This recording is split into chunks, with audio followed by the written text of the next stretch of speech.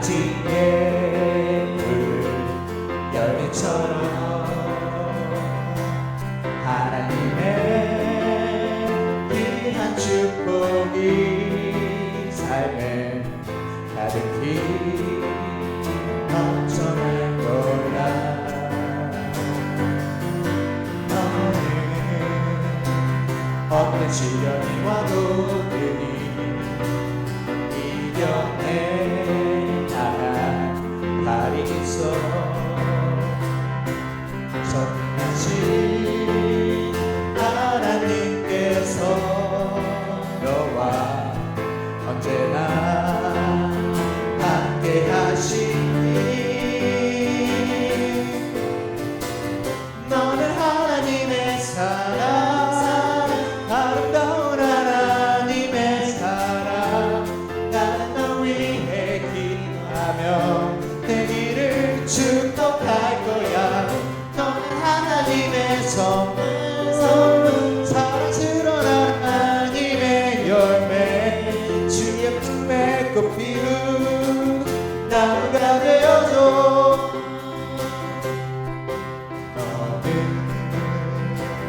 당장 너무나 뻗은 나무, 가지에 푸른 열매처럼 하나님의 귀한 축복이 삶에 가득히 넘쳐날 거야. 너는 어떤 시련이 와도 능히 이겨내 나갈 있어. 전능하신 하나님께서 너와 언제나 함께 하시니 다같이 하겠습니다. 너는 하나님의 사랑, 아름다운 하나님의 사랑. 나는 널 위해 기도하며 내 길을 축복할 거야. 너는 하나님의 선물, 사랑스러운 하나님의 열매, 주의 품에 꽃 피운 나무가 되어줘. 너는 하나님의 사랑, 아름다운 하나님의 사랑. 나는 널 위해 기도하며 내 길을 축복할 거야. 너는 하나님의 선물, 사랑스러운 하나님의 열매, 주의 품에 꽃 피운 나무가 되어줘. 아멘.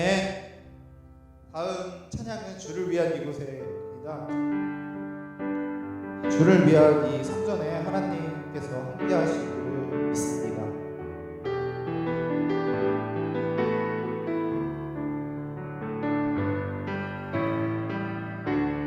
주를 위한 이곳에 예배하는 자들 중에 그가 잔능이 없어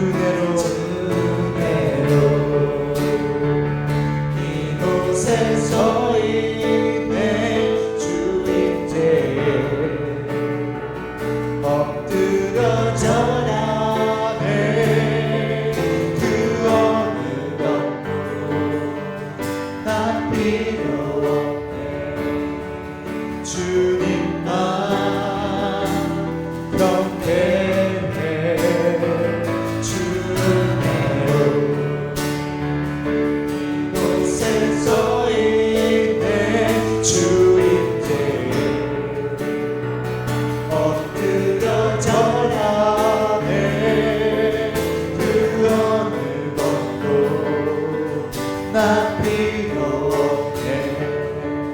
주님만 경배해.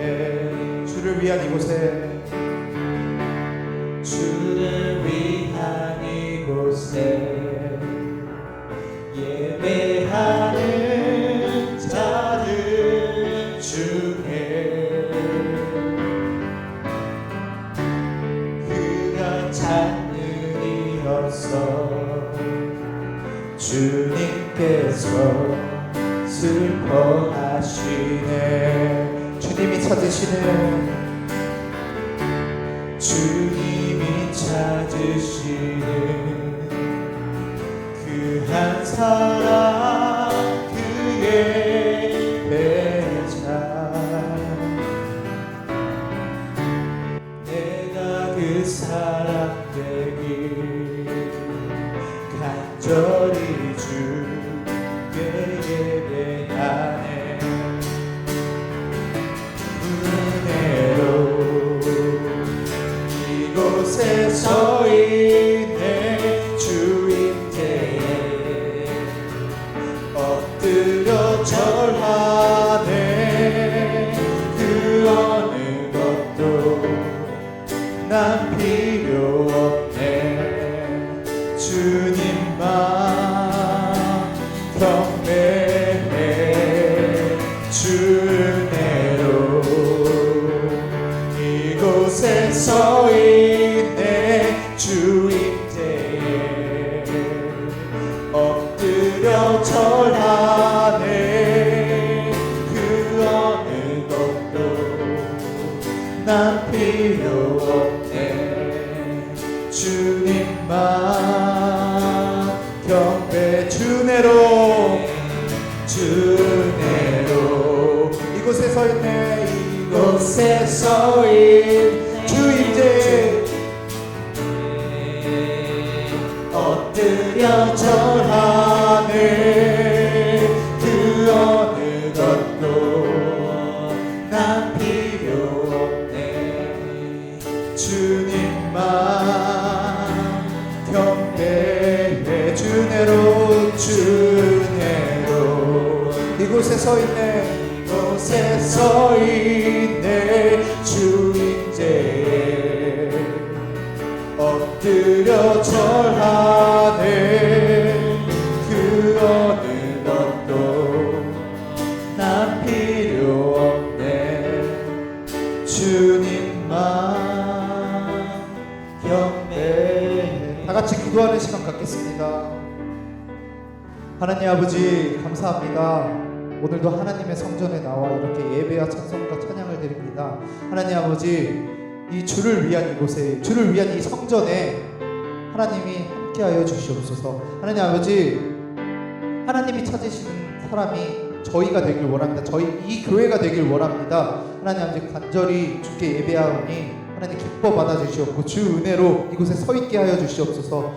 하나님 아버지, 감사하며 이 예배가 거룩하고 하나님께 기쁨의 찬양과 예배가 될 수 있도록 도와주시옵소서. 예수님의 이름으로 기도드렸습니다. 아멘.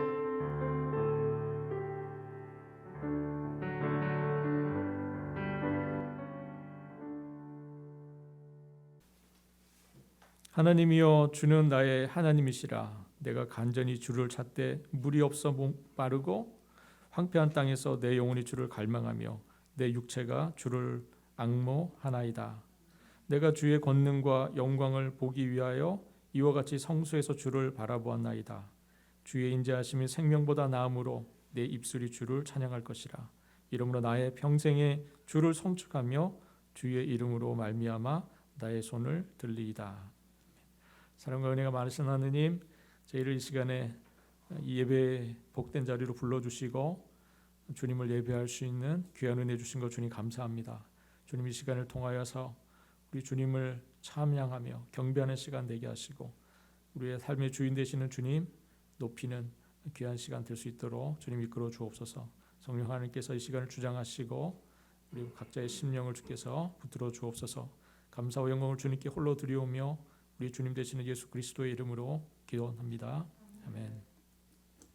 시간 다 함께 성시교독 126번을 교독하시겠습니다. 성시교독 126번 사순절 세 번째 함께 교독하겠습니다.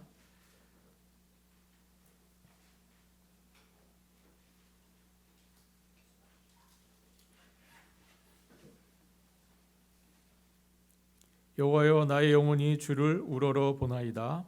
나의 하나님이여, 내가 주께 의지하였사오니 나를 부끄럽지 않게 하시고 나의 원수들이 나를 이겨 개가를 부르지 못하게 하소서.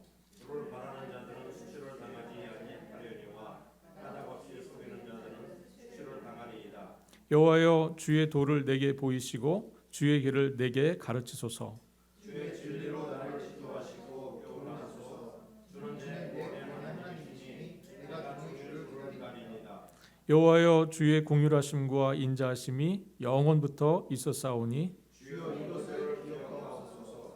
여호와여, 내 젊은 시절의 죄와 허물을 기억하지 마시고 주의 인자하심을 따라 주께서 나를 기억하시네. 주의 선하심으로 하옵소서. 여호와는 선하시고 정직하시니 그러므로 그의 도로 죄인들을 교훈하시리이로다. 온유한 자를 정의로 지도하시며 온유한 자에게 그의 도를 가르치시리로다. 다 같이 여호와의 모든 길은 그의 언약과 증거를 지키는 자에게 인자와 진리로다. 아멘. 시간 다 함께 사도신경으로 우리의 신앙을 주님 앞에 다 함께 고백하겠습니다. 전능하사 천지를 만드신 하나님 아버지를 내가 믿사오며 그 외아들 우리 주 예수 그리스도를 믿사오니 이는 성령으로 잉태하사 동정녀 마리아에게 나시고 본디오 빌라도에게 고난을 받으사 십자가에 못 박혀 죽으시고 장사한 지 사흘 만에 죽은 자 가운데서 다시 살아나시며 하늘에 오르사 전능하신 하나님 우편에 앉아 계시다가 저리로서 산자와 죽은 자를 심판하러 오시리라. 성령을 믿사오며 거룩한 공예와 성도가 서로 교통하는 것과 죄를 사하여 주시는 것과 몸이 다시 사는 것과 영원히 사는 것을 믿사옵나이다. 아멘. 다 함께 찬송가 15장을 찬양하심으로 우리 하나님을 높이시겠습니다.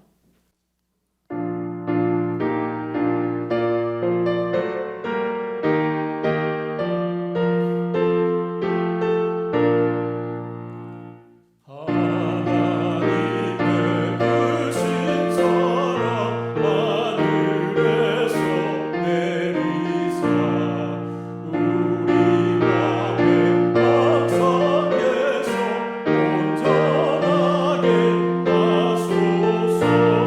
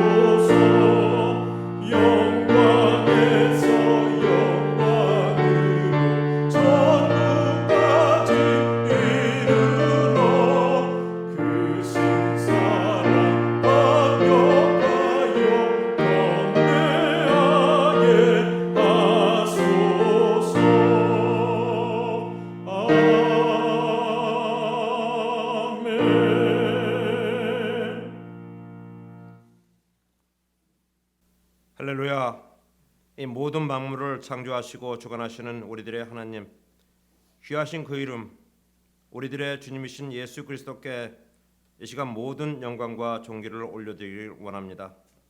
주 이 시간 모든 찬양과 말씀으로 주께 진정으로 경배드리는 시간이 되기를 간절히 바랍니다.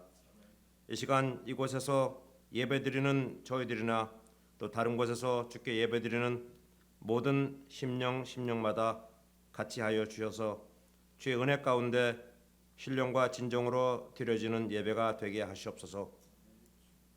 주 오늘은 주께서 고난을 받으신 것을 기리는 사순절의 셋째 주일을 맞았습니다. 주께서 그 모든 영광을 내려놓으시고 저희들의 구원과 영생을 위해서 이 땅에 오셔서 모든 고초와 시련을 겪으신 것을 이 시간 저희들은 다시 한번 생각하며 저희들도 각자의 십자가를 지고 주님의 고난에 동참하는 저희들이 될 수 있기를 역사하여 주시옵소서. 저희들의 약한 의지와 또한 세상적인 욕심으로 인하여 주께 더 이상 가까이 다가가지 못하고 늘 제자리만 맴도는 이 약한 믿음과 약한 인간을 큰 자비와 긍휼로 용서하시고 저희들의 매일의 삶이 주를 기쁘게 할 수 있는 또 주의 은혜 가운데 매일을 살아가는 저희들이 될 수 있도록 역사하여 주시옵소서. 오늘 주의 말씀을 전하시는 주의 종 김철 목사님께 성령 하나님 같이 하여 주셔서 성령 충만하신 가운데 주의 말씀을 담대하고도 또 진실하게 잘 전하실 수 있도록 역사하여 주시옵소서. 주여 그간 진행해온 예배실 공사도 주의 은혜 가운데 안전하게 또 은혜롭게 잘 끝낼 수 있도록 주께서 같이 하여 주시옵소서. 주여 이제 저희 모두 그 안에 또 정체와 또 마음의 눌림을 벗어버리고 더욱더 주께 다가가는 저희가 되기를 원합니다. 주의 공동체 모두가 주 안에서 하나 되어서 더욱더 큰 믿음의 사역자로서 주의 말씀을 또 주의 복음을 땅끝까지 전하는 복된 공동체가 되어져 갈 수 있도록 역사하여 주시옵소서. 그간 정체되어 왔던 히스패닉 형제자매들의 선교 활동도 다시 힘을 내려고 합니다. 주 이 지역 내에 여러 가지 선교 활동과 또 해외 선교 활동도 다시 한번 준비해서 주님 기뻐하실 선교 활동을 하고자 합니다. 특히 올해는 젊은 심령들이 더욱더 주께 나와서 영광 돌리는 한 해가 되고자 합니다. 주여 계획은 저희가 하지만 이루시는 이는 우리 주님이시라는 것을 굳게 믿습니다. 앞서서 저희들을 인도하여 주시옵소서. 저희들은 주를 따라가겠나이다. 오늘 이 예배 주께서 홀로 영광 받으시기를 간절히 바라오며 이 모든 것 우리 주 예수 그리스도 이름으로 기도드립니다. 아멘.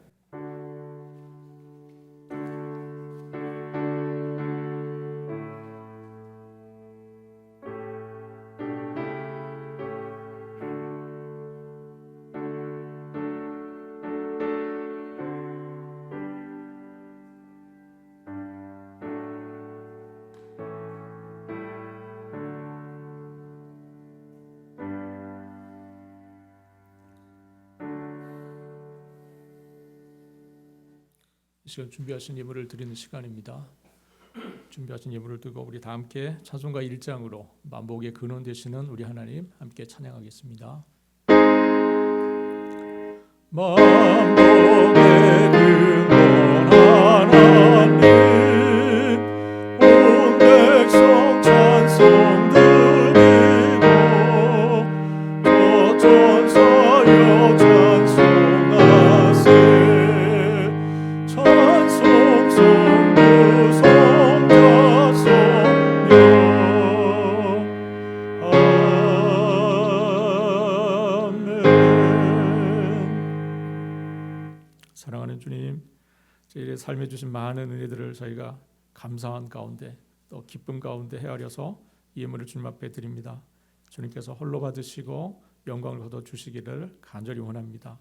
저희들의 삶을 주님께서 늘 돌보시고 필요한 것으로 또 때마다 시마다 우리들에게 합당한 것으로 역사해 주시는 주님을 저희가 날마다 신뢰합니다. 주께서 우리의 삶에 곤고함이 없도록 주께서 함께해 주시고 주님의 넉넉함과 주님의 은혜로움이 우리의 삶에 역사하고 우리의 삶을 주관할 수 있도록 주님 인도해 주시기를 간절히 원합니다. 사랑하는 주님의 자녀들 이 땅의 삶을 살아가는 동안에 곤고하지 않도록 주께서 늘 동행해 주시고 역사해 주시기를 또한 간구드립니다. 하나님, 저희가 이 예물을 통해서 또 어려움 중에 있는 이들을 함께 돕고자 합니다. 주께서 또 난민 중에 있는 우크라이나에 있는 백성들 주께서 불쌍히 여겨주시고 하나님께서 그들에게 하늘의 놀라운 위로를 주시기를 간절히 원합니다. 그들이 속히 전쟁을 마치고 각자의 삶의 본래 자리로 잘 돌아갈 수 있도록 주님 도와주시고 이 모든 과정들 가운데 우리 하나님께서 주관해 주시기를 간절히 소망합니다. 하나님, 이 예물을 통하여 우리 주님 홀로 영광을 받으시기를 간절히 소망하며 우리 주님 되시는 예수 그리스도의 이름으로 기도합니다. 아멘. 오늘 우리에게 주시는 하나님 말씀 같이 보겠습니다. 누가복음 13장 1절부터 9절까지의 말씀입니다.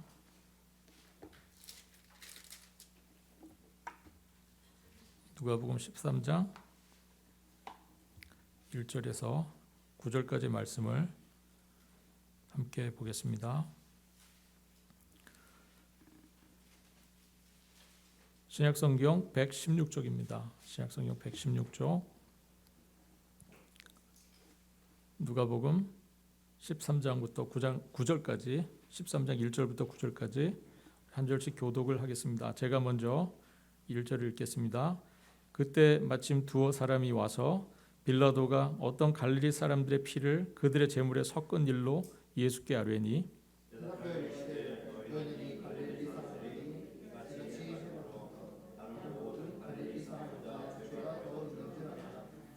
너에게 이르노니 아니라 너희도 만일 회개하지 아니하면 다 이와 같이 망하리라.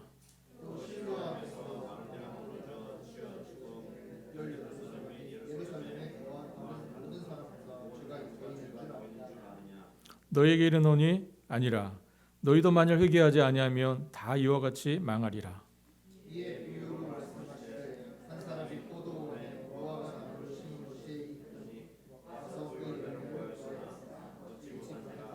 포도원지에게 이르되 내가 3년을 봐서 이 무화과 나무에서 열매를 구하되 얻지 못하니 찍어버리라. 어찌 땅만 버리게 하겠느냐?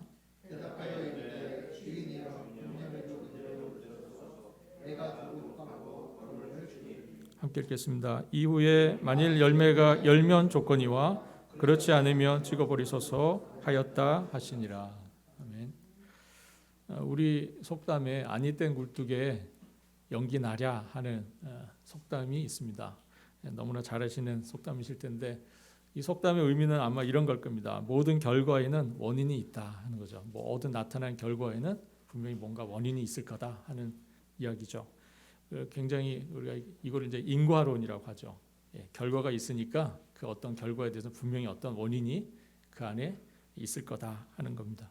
근데 이거는 우리가 가지고 있는 속담이기도 하지만 동서고금을 막론하고 모든 인류 가운데 있는 많은 사람들의 가지고 있는 아주 보편적인 생각입니다. 그래서 우리가 뭔가를 성공했으면 그 성공의 원인이 뭘까를 자꾸 찾아보려고 하고요. 원인이 뭔지 궁금하죠. 또 만약 실패를 했으면 왜 실패를 했는지 그거를 좀 따져보고 싶어 합니다. 그거는 누구나 다 가지고 있는 아주 일반적인 생각이라는 겁니다. 왜냐하면 뭔가 납득할 만한 그 이유를 듣지 않으면 우리가 수긍이 안 돼요, 결과가. 그래서 우리는 어떤 결과가 있으면 그 결과가 왜 그런지에 대한 납득할 만한 원인과 이유를 듣고 싶어 합니다. 그래서 어떤 사회나 공동체가 함께 공유하는 그런 인과론적인 이해가 있어요. 그래서 그거는 그 사회를 그 사회가 가지고 있는 가치관을 형성하게 하고요. 또 그 사회가 하나로 결속할 수 있도록 또 해주고요. 질서와 어떤 그런 거를 기여합니다. 질서를 기여하는 일들을 합니다. 그런 어떤 그런 공동체의 이해가 그렇습니다. 특별히 이러한 인과론이 종교에 나타날 때 아주 강력한 영향력을 발휘합니다. 특히 아주 이런 인과론을 가장 극적으로 나타낸 종교가 바로 불교일 겁니다. 그래서 불교 용어이긴 하지만 인과응보라는 단어 많이 들어보셨을 거예요. 인과응보. 이게 뭡니까? 여러분들 잘 아시는 것처럼 불교의 가장 핵심적인 사상 중에 하나가 윤회입니다. 윤회. 윤회가 뭐냐면 이 어떤 해탈의 경지에 도달하지 못한 인생들, 깨달음의 경지에 이르지 못한 인생들이 거기에 도달하기 전까지는 항상 이 세상으로 재탄생한다는 거예요. 이게 윤회입니다. 그래서 업보가 있는 사람들, 악한 행위로 인해서 업보가 있는 사람들은 계속 이 세상에 다시 태어나게 돼요. 그런데 이 사람이 덕을 쌓고 업을 잘 쌓아서 해탈의 경지에 이르게 되면 이 세상의 이 고뇌와 이 고통의 수레바퀴로부터 해탈하죠. 그게 불교가 가지고 있는 아주 대표적인 핵심 사상입니다. 이 완전 인과론이죠. 인과론을 가장 극대화해서 종교화한 게 바로 불교입니다. 그래서 전생에 지은 업보, 죄가 있으면 그거로 인해서 내생에 현세에서 어떤 외모나 어떤 고난의 상황을 처하게 돼요. 현생에서 그런 일이 일어납니다. 반면에 현생에서 참회하고 덕을 잘 쌓아서 업보를 없애면 내생에서 더 좋은 삶을 기대해 볼 만한 것이 바로 그런 믿음이 바로 불교의 신앙입니다. 그래서 불교는 현재의 삶이 굉장히 중요합니다. 그래서 현재에 철저하게 선을 쌓고 선한 일을 하고 자기 수양을 게을리하지 말아야 합니다. 그래야 좋은 더 나은 다음 생을 기대할 수 있기 때문에 그렇습니다. 그런데 이런 인과론이 제가 말씀드린 것처럼 동서고금을 막론하고 모든 사람들이 갖고 있는 일반적인 모두가 수긍하는 생각이라고 말씀드렸잖아요. 마찬가지로 기독교 신앙 안에서도 이런 것이 발견이 됩니다. 여러분들 잘 아시는 시편 1편의 말씀을 보면 그 마지막 6절에 보면 하나님께서 의인의 길을 보살피시고 또 악인의 길들은 망하게 하신다는 말씀이 있습니다. 의인의 길은 인정하신다. 하나님께서 즉 의인들은 인정하고 의인의 삶은 흥하고 쉽게 얘기해서 흥하고 악인들은 망하게 된다 하는 것이죠. 이것이 시편 1편 마지막 절의 말씀입니다. 이러한 말씀을 우리가 공히 가지고 있는 유대교나 기독교 신앙 안에서도 이게 진리로 받아들여요. 이런 인과론이. 악인은 망하고 의인은 흥한다는 것이죠. 오늘 본문에 1절에 등장하는 사람들이 있습니다. 이 사람들도 이러한 생각을 가지고 있었던 사람들일 것 같아요. 보면. 그래서 오늘 본문에 이런 생각을 가지고 있는 사람이 등장합니다. 예수님이 이제 우리가 아시는 것처럼 누가복음에서 예루살렘을 향한 여행을 시작하십니다. 예수님 생애에 변화산 사건을 중심 기점으로 해서 예루살렘으로의 마지막 여행을 예수님께서 가시는 도중에 어떤 사람들이 예수님 찾아와요. 근데 이 사람 예루살렘에서 찾아온 사람들입니다. 근데 이 사람들이 자신들이 최근에 겪었던 아주 끔찍한 일에 대한 이야기를 합니다. 1절에 보니까 빌라도가 어떤 갈릴리 사람들의 피를 그들의 제물에 섞었던 일에 대한 이야기를 합니다. 이게 뭐냐면 빌라도가 성전 안뜰까지 들어가서 이방인들이 들어갈 수 없는 곳이죠. 성전 안뜰까지 들어가서 희생 제사를 드리고 있는 갈릴리 사람들을 무차별하게 죽였던 사건이 있었습니다. 이 일을 얘기하는 겁니다. 당시 갈릴리 주변은 로마에 대한 항거, 로마에 대해서 투쟁하는 그런 운동이 아주 뜨겁게 일어나고 있었던 곳이었습니다. 그래서 독립운동을 주도했던 열혈당원들의 본거지가 갈릴리에 있었어요. 그런데 6월절이나 이런 절기가 돼서 예루살렘으로 사람들이 많이 몰려오는 시즌이 되면 그때 당시에 총독이었던 빌라도가 굉장히 불안한 겁니다. 사람들이 많이 모이고 운집하는 시기가 되면 불안한 거예요. 그러다가 한 가지 정보를 얻게 됩니다. 갈릴리 사람들 중에서 어떤 위험한 인물이 이 절기 때 예루살렘 성전에 와서 예배를 한다, 제사를 한다는 첩보가 들어온 거죠. 그래서 빌라도가 무리수를 씁니다. 원래 이방인들은 절대로 성전 안뜰까지 들어갈 수가 없어요. 로마 사람들도 너무 잘 아는 룰입니다. 그래서 불필요한 문제를 일으키고 싶지 않기 때문에 절대 로마 군인들이 예루살렘 그 성전 안뜰까지 들어가지 않습니다. 그런데 그런 불순자들이 있다는 첩보를 알았기 때문에 빌라도가 무리수를 띄운 겁니다. 군인들을 보내서 안뜰에 들어가서 갈릴리 사람들을 모조리 죽인 겁니다. 그런데 그 중에 일부 몇 사람이 살아서 나온 것 같아요. 그 사람들이 와서 예수님을 찾아온 것 같습니다. 예수님께 그 이야기를 하는 거예요. 그들은 도대체 하나님의 백성인 우리가 왜 이런 비참한 일을 당해야 하는지 궁금했을 겁니다. 왜 우리들 가운데 이런 어려운 일이 벌어지는지 그 이유가 궁금했을 거예요. 납득할 만한 설명을 예수님께로 어떻게 보면 듣고 싶었던지 모르겠습니다. 충분한 이유를 듣고 싶었겠죠. 왜 하나님의 백성인 우리가 이 이방인들에게 이런 모욕과 치욕을 당해야 하느냐 하는 거죠. 그런데 이러한 생각을 가지고 있는 그 아주 저변에 흐르는, 아주 그 밑바닥에 흐르는 인간의 죄성을 예수님 너무나 잘 알고 계셨기 때문에 예수님께서 이런 이야기로 답을 하십니다. 2절입니다. 너희는 이 갈릴리 사람들이 이같이 해 받음으로 다른 모든 갈릴리 사람보다 죄가 더 있는 줄 아느냐? 이렇게 물어보세요. 그 얘기를 한참 설명한 이 사람들에게, 야, 너희는 이 갈릴리에서 죽었던 그 갈릴리 사람들이 다른 모든 갈릴리 사람들보다 죄가 더 많아서 그러한 불행한 일을 당했다고 생각하니? 이렇게 물으신 겁니다. 그리고 이어서 4절에서요. 예수님 이런 얘기를 또 하나 꺼내십니다. 모두가 다 아는, 유대인이라면 그 당시 유대인이면 다 아는 사건입니다. 실로암에 있었던 망대가 무너졌던 사건이 있었어요. 실로암에 있는 망대가 무너지면서 여러 사람들이 죽은 일이 있었습니다. 예수님이 그 이야기를 하면서 그때 죽은 18명이 다른 사람들보다 죄가 더 많아서 그런 일을 당했다고 생각하니? 이렇게 또 물어보세요. 1절에서 희생된 사람들, 죽은 사람들은 어떻게 보면 정치적인 폭력에 의해서 희생당한 사람들이었을 겁니다. 그런 사람들이라면 4절에 희생된 사람들은 재난사고 때문에 희생을 당한 사람이에요. 오늘날에도 이렇게 무고하게 죽는 사람들이 발생합니다. 어떤 재난에 의해서 뜻하지 않게 죽거나 어떤 정치 지도자, 독재자들의 어떤 우크라이나 사태도 어떻게 보면 그런 일 중에 하나일 수 있어요. 무고한 사람들이 죽게 되는 거예요. 어떤 정치적인 계산, 그로 인한 폭력이 나타나는 거죠. 그런데 문제는 이러한 죽음에 대해서 사람들이 이런 생각을 갖는다는 거예요.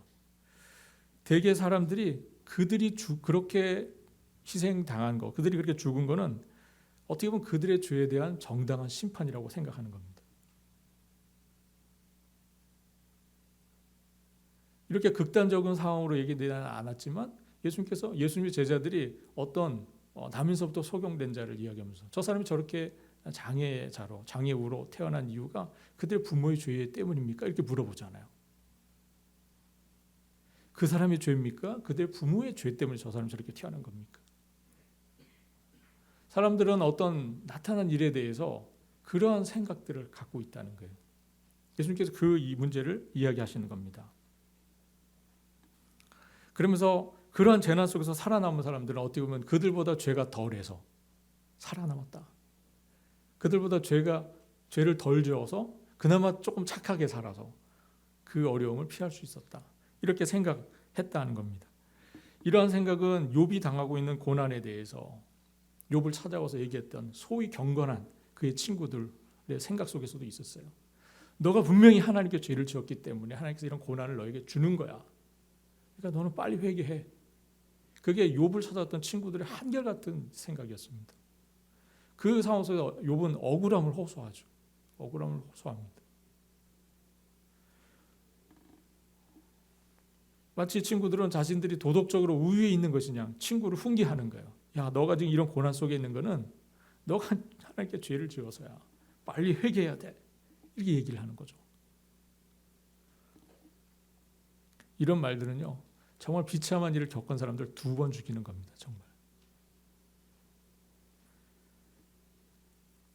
예수님은 학살당한 갈릴리 사람들이 죄 없다는 말씀은 하지 않으셨어요. 그들이 죄가 없다 이렇게 얘기하지는 않으셨어요. 그리고 실로암 망대가 무너지면서 죽었던 사람들에 대해서도 그들이 무죄하다는 말씀은 하지 않으세요. 그러나 죽은 사람들을 그렇게 정죄하고 있는 이 사람들이 너희들이 심판을 모면할 만큼 앞으로 다가올 심판을 모면하게 될 만큼 너희들이 죄가 덜 있거나 너가 그 죄에 대해서 무관하다는 사실에 대해서 분명하게 말씀하십니다.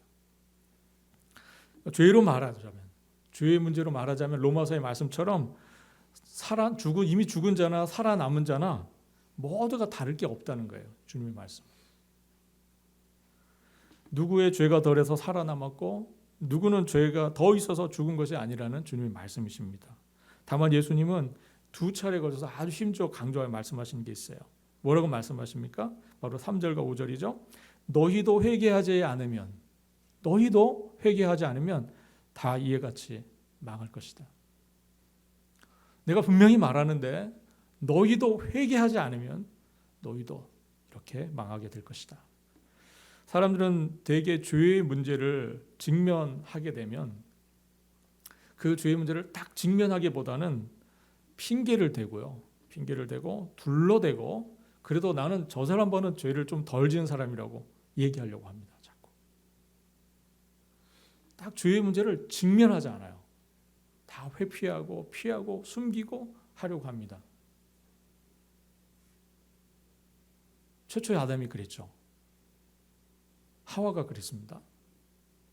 우리가 죄를 딱 지입하게 되면요, 그거를 정말 정면으로 우리가 이렇게 딱 직면해야 합니다. 그리고 그 앞에서 자기가 마땅히 해야 될 것을 해야 되죠. 그래서 사람들은 죄를 다 거론하잖아요.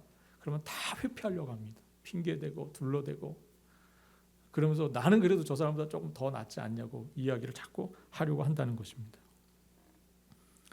그러나 이 우리의 교활한 마음에 이 아주 교활한 우리의 이러한 마음에 우리 주님께서 일침을 날리세요. 너희도 만일 회개하지 아니하면 다 이와 같이 망하리라. 구약 성경을 구분할 때 구약 성경은 사람들을 이렇게 구분합니다. 악인, 죄인, 악인이나 죄인 혹은 의인 이렇게 구분을 해요. 구약 성경에서 사람은 그렇게 구분이 됩니다. 하나님의 말씀이 율법을 지키는 사람은 의인이고요. 율법을 따르지 않는 사람들은 죄인입니다. 악인이 되는 거죠.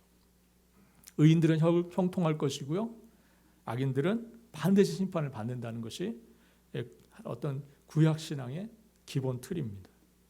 이 믿음에 의하면 악인은 자신에 대한 보응을 받아야 돼요. 악인은 반드시 자신이 지은 죄에 대한 보응을 받아야 합니다. 만약 그렇지 않으면 애써서 의롭게 살려고 한 사람들이 손해잖아요. 그래서 악인은 반드시 심판을 받아야 되는 거예요. 구약 신앙에서.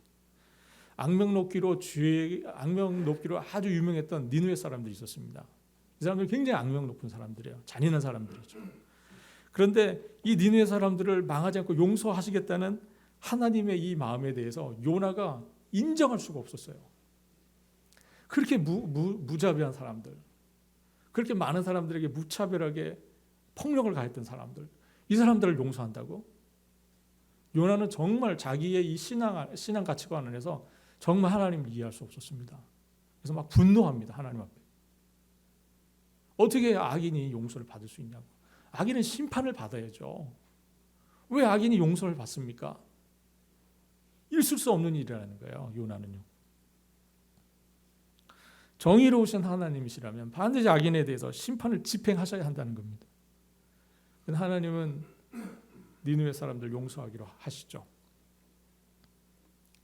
이에 반해서 예수님께서 말씀하시는 하나님 나라의 복음 안에는 의인과 죄인의 구분보다는 회개하는 자와 회개하지 않은 자의 구분이 있습니다.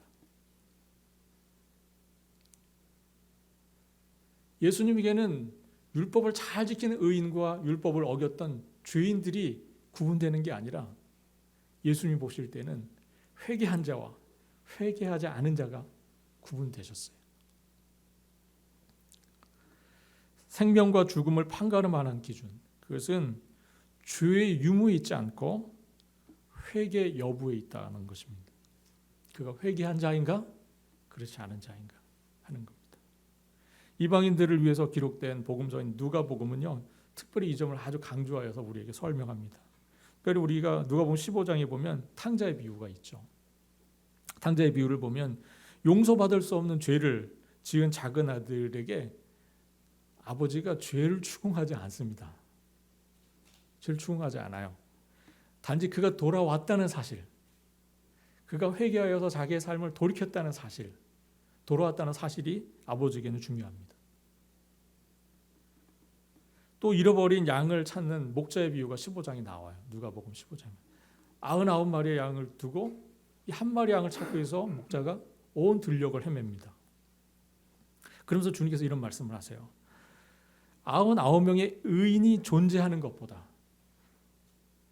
99명의 의인이 있는 그거 상황보다 한 명의 죄인이 회개하고 돌아오는 것, 그때 천국이 더 기뻐할 것이다. 천국이 환호할 것이다. 이렇게 말씀을 하세요. 예수님에게 있어서 중요한 것은 한 영혼이 회개하고 돌아오는 겁니다. 의인 99이 아니에요. 한 죄인이 회개하여서 하나님 아버지의 지위, 하나님의 자녀의 지위를 회복하는 것. 그것이 예수님께는 너무나 중요한 일이었습니다. 또 24장, 누가복음 24장에 보면 예수님과 함께 십자가에 달린 두 강도가 있습니다. 그런데 예수님께서 그 한 강도에게 낙원을 약속하시죠. 이 이야기를 보면 많은 일반인들은 이해하지를 못해요. 평생 죄 짓고 살다가 마지막 한순간에 회개하고 하나님 나라를 약속받은 거잖아요. 그래서 우리 일반인들은요, 이 정말 이해할 수 없는 상황입니다. 그럼 뭐 다 죄 짓고 살다가 마지막 회개하고 천국 가게? 우리 이렇게 아주 단순하게 생각을 한단 말이죠. 그런데 그 사건이 보여주는 깊은 의미는 뭡니까? 이 회개에는 한계가 없다는 거예요. 한계가 없다는 거예요. 아무리 큰 죄도 하나님의 은혜만큼 클 수 없다는 거예요. 하나님의 은혜는 모든 죄를 덮는 거예요. 하나님의 사랑은 모든 악함을 이기게 하는 겁니다. 그것이 바로 누가복음 전체가 또 오늘 본문 속에 주님께서 하신 말씀의 의미입니다. 이처럼 누가복음에는 죄를 범하지 말라는 요구는 없고요. 회개하라는 명령이 누가복음에는 존재해요. 회개하라는 것이죠. 하나님 앞에 누가 더 나으냐? 그렇지 못하느냐의 따짐은 아주 무의미한 일입니다. 바리새인들이 그랬죠. 많은 그 당시에 율법학자들, 종교학자들이 자기들 조금 더 의인이라고 생각했어요. 의롭다고 생각했어요. 그가 다 부질없는 거라는 겁니다. 주님 앞에서. 모든 사람은 그저 하나님의 용서가 필요할 따름이고 이 용서가 곧 구원이죠. 할렐루야. 이 용서가 곧 구원입니다. 용서는 회개를 통해서 제한 없이 주어지는 거예요. 이 하나님의 구원은 용서를 통하여 무제한적으로 주어지는 놀라운 하나님의 은혜입니다. 죄에 대한 심판은 과거의 문제를 가지고 문제 삼습니다. 우리가 심판을 얘기할 때는 과거에 지은 죄가 문제가 되는 거죠. 과거의 일이. 죄는 이미 발생했죠. 발생한 행동입니다. 그리고 지울 수 없는 낙인이에요. 심판 때에서는 그게 그 과거가 그렇게 다뤄집니다. 이미 저지른 죄에 대해서 논하자면은요, 심판은 가차 없습니다. 심판은 공정하기 때문에 재판은 정당하게 이루어질 거예요. 우리의 지은 과거에 대해서 철저하게 집행이 될 겁니다. 피할 도리가 없어요. 재판이 시작되면. 심판에는 자비와 공의를 개입할 여지가 없습니다. 여러분, 재판장 앞에서요, 자비와 공의를 구한다는 어리석은 행동입니다. 재판장은 날카롭게 예리하게 진실을 규명할 겁니다. 거기엔 은혜가 없어요. 자비가 없어요. 재판 자리는 그런 곳입니다. 다만 죄와 결부된 과거에 대한 공정한 판단만이 그 자리에서 있을 겁니다. 그게 재판입니다. 그러나 용서는 뭡니까? 용서는 죄를 결정적인 것으로 보지 않아요. 용서는 그렇습니다. 중요한 것은 회개한 사람의 현재입니다. 그 사람이 정말 회개하고 있는가? 그겁니다. 현재는 어떤 시간입니까? 용서를 구한, 용서를 받은 그 사람에게 현재는 어떤 시간이에요? 과거가 용서되는 시간입니다. 현재가 그런 시간이에요. 그러므로 죄와 용서를 통해서 우리는 미래를 소망할 수 있게 되는 겁니다. 죄와 용서가 이루어지지 않은 상태에서 미래는 없는 거예요. 그 미래에서는 철저한 심판만 있는 겁니다. 그러나 내가 지금 현재 용서와 죄사함을 통해서 용서를 받았다면 우리의 미래는 열리는 겁니다. 그 순간부터. 예수님이 오셔서 첫 번째 하신 복음이 첫 번째 메시지가 뭡니까? 회개하라. 하나님의 나라가 가까이 왔느니라 했습니다. 회개하라. 하나님 나라가 가까이 오고 있다. 그리고 누가복음 제일 끝에 24장 47절을 보면요. 부활하신 예수님께서 마지막으로 남기신 메시지도 이거였습니다. 회개와 죄 용서함이었어요. 회개와 죄 용서함. 회개한 자가 죄 용서함을 받는다는 그 마지막 메시지를 부활하신 예수님께서 하시고 승천하십니다. 오늘 본문에서도 예수님은 회개하지 않으면 너희도 이와 같이 망할 것이다 이렇게 말씀하십니다. 가장 악하다고 알려졌던 니느웨 사람들이 심판 때 일어나서 이 시대 사람들을 정죄할 것이라고 그래요. 예수님께서. 그 이유가 뭡니까? 아무리 그 악한 니느웨 사람이라도 그 사람들도 요나의 메시지를 듣고 회개했다는 거예요. 그렇기 때문에 회개한 그들은 회개하지 않는 너희들을 정죄할 거라는 주님의 말씀이십니다. 그러면서 예수님께서 그러면서 예수님이 하시는 얘기는 뭡니까? 벳세다와 고라신 이 얘기를 하시죠. 벳세다와 고라신 화를 당할 것이라고 말합니다. 왜냐하면 그들이 회개하지 않았기 때문입니다. 벳세다와 고라신은 갈릴리 지경에 있는 유대인의 마을이에요. 경건한 유대인들이 모여 사는 곳입니다. 그렇기 때문에 회개하라는 주님의 이 메시지가 그 도시 사람들에게 그렇게 영향 있게 전해지지 않았던 것 같아요. 이 사람들은 회개하라는 주님의 메시지를 외면했던 것 같습니다. 상대적으로 자신들은 의롭다고 생각했던 사람들이었기 때문에 그래요. 그들을 향해서 예수님께서 뭐라고 말씀하십니까? 화 있을진저 고라시나, 화 있을진저 벳세다야, 너희에게 행한 모든 권능을 내가 두로와 시돈 땅에서 행하였더라면 그들이 벌써 베옷을 입고 제에 앉아 회개하였으리라. 내가 너희들에게 전한 이 권능, 이 메시지를 내가 두로와 이방 땅 두로와 시돈 땅에서 했다면 그들이 벌써 베옷을 입고 제에 앉아서 회개하였을 것이다. 그러면서 이 벳세다와 고라신에 있는 유대인들을 주님께서 책망하신 적이 있습니다. 회개란 무엇입니까? 우리가 율법에 대한 열심을 갖고 주에 대한 가책을 갖고 의롭게 살려고 노력하는 게 회개입니까? 회개는 이런 의미라기보다는 하나님의 자비가 필요하다는 것. 내가 하나님의 이 궁일히 여겨주심, 불쌍히 여겨주심이 없이는 소망이 없다는 것. 이것을 깊이 깨닫는 마음의 상태. 그것이 바로 회개입니다. 이런 의미에서 회개한다는 것은 내가 죄악을 씻어서 새로워져야지, 내가 죄악을 씻어서 의로워져야지 하는 의도에서 한다기보다는 내가 정말 죄인이기 때문에 하나님 아버지 앞에서 내 죄인임을 고백하고 나의 연약함을 아뢰고 하나님의 자비로우심을 신뢰하는 것, 이것이 바로 회개라고 할 수 있을 겁니다. 6절로 9절로 가서 예수님께서 이 이야기를 연장해서 하나의 비유를 말씀하십니다. 포도원이 있는데 거기에 무화과 나무가 하나가 심겨져 있어요. 그 비유를 말씀하십니다. 그런데 이 무화과 나무는 찍어내서 버려야 합니다. 이유가 분명해요. 여러분들 생각해 보시죠. 포도원에 왜 무화과 나무가 있습니까? 포도원에 왜 무화과 나무가 있어요? 필요 없는 거죠. 네. 이거 자체가 이상합니다, 사실은. 그런데 더 이상한 일들이 벌어집니다. 무화과 나무는 줄기가 아주 크고요, 뿌리가 단단하게 뻗어나가는 유대 사회, 그 팔레스타인 아주 흔하게 볼 수 있는 나무가 무화과입니다. 그래서 이게 있으면은요, 포도나무의 성장을 방해해요, 사실은요. 그래서 사실은 잘라내 버려야 되는 게 맞습니다.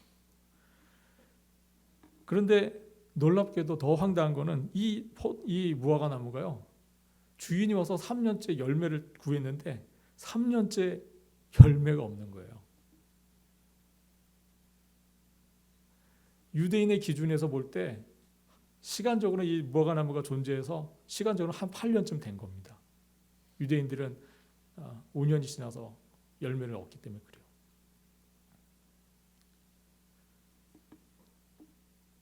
이거 마땅히 제거해야 될 충분한 이유가 되는 상황입니다. 그런데 그래서 포도원 주인이 포도원 지기에게 무화과를 찍어 버리라고 얘기합니다. 그랬더니 포도원 지기가 뭐라 그럽니까? 1년만 더 유예를 해달라 그럽니다. 금년까지만 이렇게 얘기를 하죠. 그리고 나서 1년 동안만 요청을 하니까 주인이 그럼 그렇게 하자고 그걸 받아들입니다. 주인은 지금 찍어버려야 한다는 심판을 명령했어요. 그런데 이 포도원 주인가 그 주인에게 자비를 요청합니다. 1년만 집행 유예해 달라는 겁니다. 1년만. 그리고 나서 열매를 맺을 수 있는, 회개할 수 있는 기회를 좀 주자고 이렇게 이야기를 하는 겁니다. 1년 후에 과연 이 무화과 나무가 열매를 맺을까요? 여러분 어떻게 생각하십니까? 단정할 수 없습니다. 네. 포도원지기도 9절에 보니까 열매를 맺을런지도 모른다는 이제 이야기를 합니다. 그래서 어떻게 보면 포도원지기도 자신이 없는 거예요. 그러나 열매를 맺을 수 있다는 희망과 기대를 가져보는 겁니다. 지난 수년 동안 열매를 맺지 않은 나무라면 사실 내년이라고 해서 올 1년이 지나간다고 해서 열매를 맺을 것이라는 기대는 사실 그런 가망을 갖기가 좀 만무하긴 하지만 포도원지기는요 심판을 명령한 포도원 주인을 설득합니다. 1년만 시간을 달라는 것이죠. 그런데 포도원지기가요 이 무화과 나무가 열매를 맺는지 안 맺는지 그냥 기다리고 지켜만 보지 않습니다. 어떤 일을 하죠? 그 둘레를 더 깊이 파고 뭘 거기 넣어요? 거름을 넣습니다. 이거 굉장히 이상한 행동입니다. 굉장히 이상한 행동. 왜냐하면 우리가 구약 성경을 보면 이 고대의 포도원 농부가 하는 일이 있습니다. 포도원 농부의 일은 포도원과 관련해서는 울타리를 세우고요. 그리고 틀을 만들고 망대를 짓습니다. 그리고 재배를 하는 과정에서는 씨를 뿌리고 그리고 가지를 다듬고요. 그다음에 때가 돼서 필요한 주변에 가라지나 잡초들을 뽑고요. 수확을 하는 게 농부가 하는 일입니다. 구약 성경 어디에도 포도원 지기가 그 둘레를 파고 거름을 넣고 이렇게 하는 일이 없어요. 근데 이 포도원 지기가 지금 그걸 하겠다는 겁니다.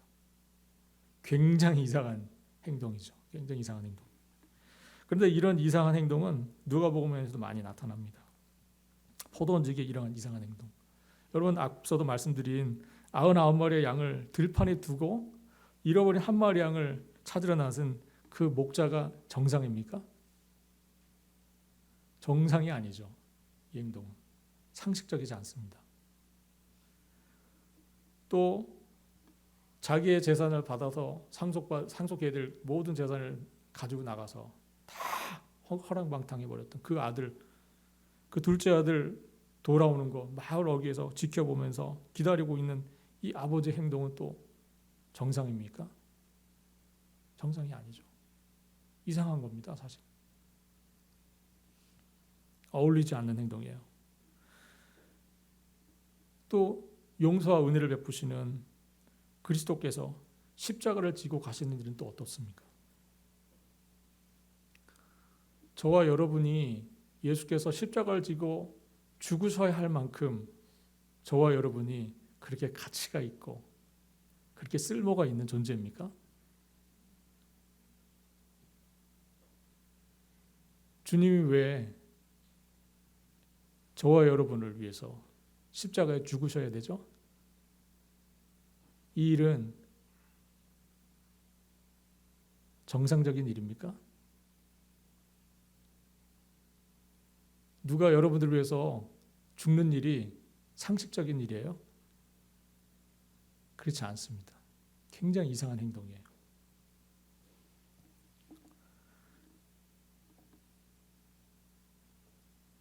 예수님께서 이 이야기를 이어나가시면서 우리에게 주시는 메시지가 뭡니까? 이 포도원지기의 이야기를 하시면서 주님께서 하시는 이야기는 뭐예요? 아직 집행유예 기간이라는 겁니다. 우리가 기회가 있다는 거예요.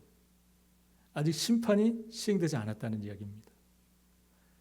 포도원지기가 주인을 간절히 간청해서 1년의 집행유예 회개하고 열매 맺을 수 있는 그 시간을 우리에게 허락해 주었다는 겁니다. 할렐루야. 그래서 예수님의 메시지가 지금도 유효한 겁니다. 회개하라. 천국이 가까웠느니라. 아직 심판이 시행되지 않았어요. 아직 재판이 이루어지지 않았어요. 여러분들, 그러나 재판과 심판이 이루어지는 그 순간에는 어떠한 자비도, 일말의 자비도 기대할 수 없는 상황이 됩니다. 이런 재판은 공정해야 되니까. 그러나 그 재판 앞에 가기 전까지 우리는 용서받을 수 있는 기회가 여전히 있습니다. 그 용서받을 수 있는 기간으로서의 그 시간이 아직도 우리에게는 허락된 거예요. 지금 이 상황이. 그러므로 회개하라 하는 이 주님의 2000년 전의 메시지는 오늘도 힘차게 다시 외쳐져야 될 메시지고, 이 메시지 앞에 온 인류가 귀를 기울여야 할 겁니다. 1절에 그때라고 되어 있는데 본문이 있기 바로 직전에 예수님께서 이 본문에 담은 앞에 12장 마지막 부분과 연결되는 메시지입니다. 그때, 그때는 언제입니까? 앞에 보면 12장 56절에 예수님께서 이런 말씀을 하세요. 너희가 천지의 기상은 분간할 줄 알면서 어찌 이 시대는 분간하지 못하느냐 하는 말씀을 하십니다. 너희가 바람이 불면 구름이 끼기 시작하면 비가 오겠네를 분간할 줄 알면서 왜 이 시대가 어떤 시대인지 분간하지 못하느냐 하는 주님의 말씀이십니다. 이어서 예수님이 58절에 이런 얘기를 하세요. 내가 너를 고발한 자와 함께 법관에 갈 때에 길에서 화해하기를 힘쓰라 하신 얘기를 하세요.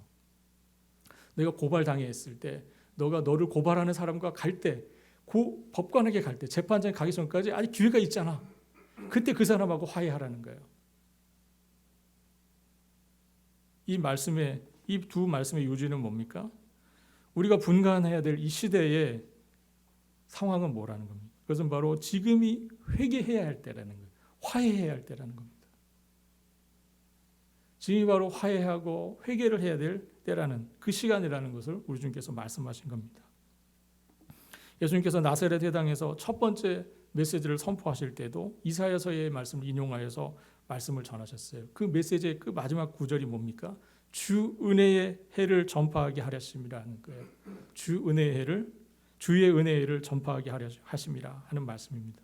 주의 은혜의 해, 그거는 어떤 해입니까? 은혜의 해, 심판이 아직은 유예된 상황이라는 겁니다.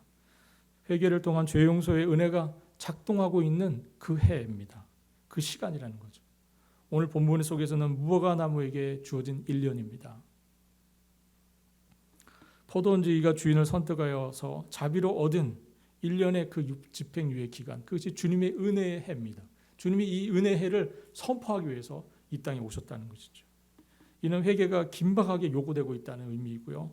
시간이 얼마 남지 않은 거라는 의미입니다. 회개하라는 외침은 심판이 말하는 경고가 아니에요. 재판장이 주는 경고가 아닙니다. 이 회개하라는 것은 자비로우신 우리 주님께서 여러분들에게 주시는 권고입니다. 재판장이 하는 얘기가 아니에요. 재판장이 경고하는 거 아닙니다. 회개하라고 하는 이 메시지는 누가 주시는 겁니까?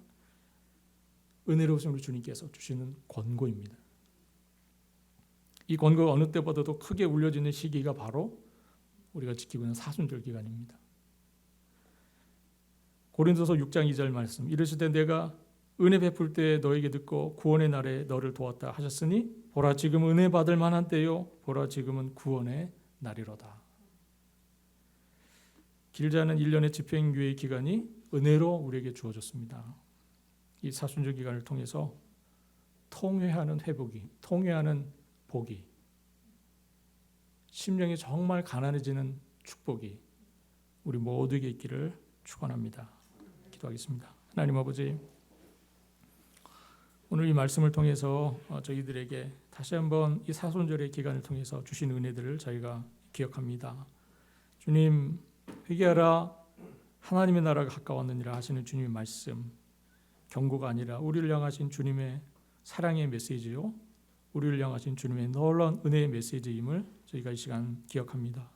하나님, 이 시간을 통하여서 특별히 우리 이 사순절 기간에 저희가 정말 통회하는 자의 복을 누리게 하여 주시고 우리의 심령이 상해지는 은혜를 누릴 수 있도록 주님 도와주옵소서. 하나님, 이 메시지 앞에 많은 이들이 나오게 하시고 주님 앞에 통회하고 자복하여서 그 마음속에 주님의 위로와 은혜를 경험하는 우리 모두가 될 수 있도록 주님 도와주옵소서.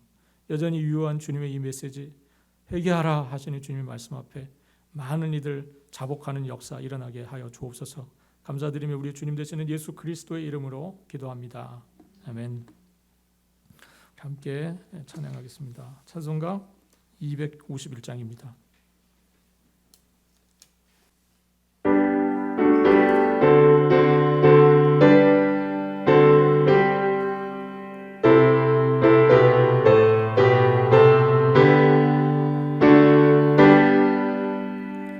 놀랍다 주님의 그 은혜 우리의 죄를 속하시려 갈보리 십자가 위에서 어린 양 보혈을 흘렸네. 주의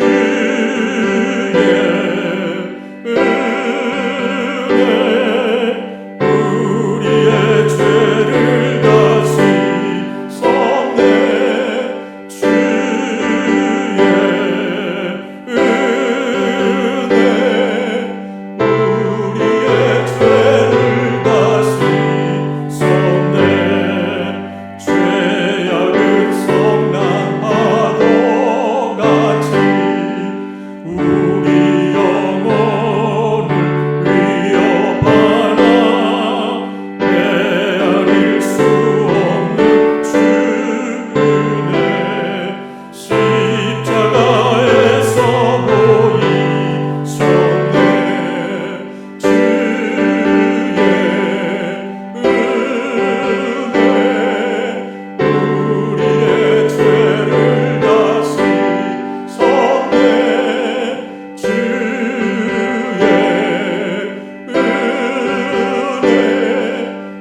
우리의 죄를 다시 섭네. 죄악에 물든 영혼들을 주께서 피로 씻으시네. 지금도 흐르는 그 피에 눈보다 더 이게 씻으라. 주의 은혜 우리의 죄를 다시 섭네. 주의 은혜 우리의 죄를 다시 섭네. 피할 수 없는 그 은혜를 믿는 자에게 거저주네. 형제여 주 앞에 나와서 더진 죄 말고 꼭 받으라. 주의 은혜 우리의 죄를 다시 섭네. 주의 은혜 우리의 죄를 다시 섭네. 지금은 우리의 주님 되시는 예수 그리스도의 은혜와 하나님 아버지의 사랑과 성령의 교통 위로 충만하시니 주 앞에 머리를 숙인 당신의 사랑하는 사람들 위해 지금부터 영원토록 함께 계실지어다.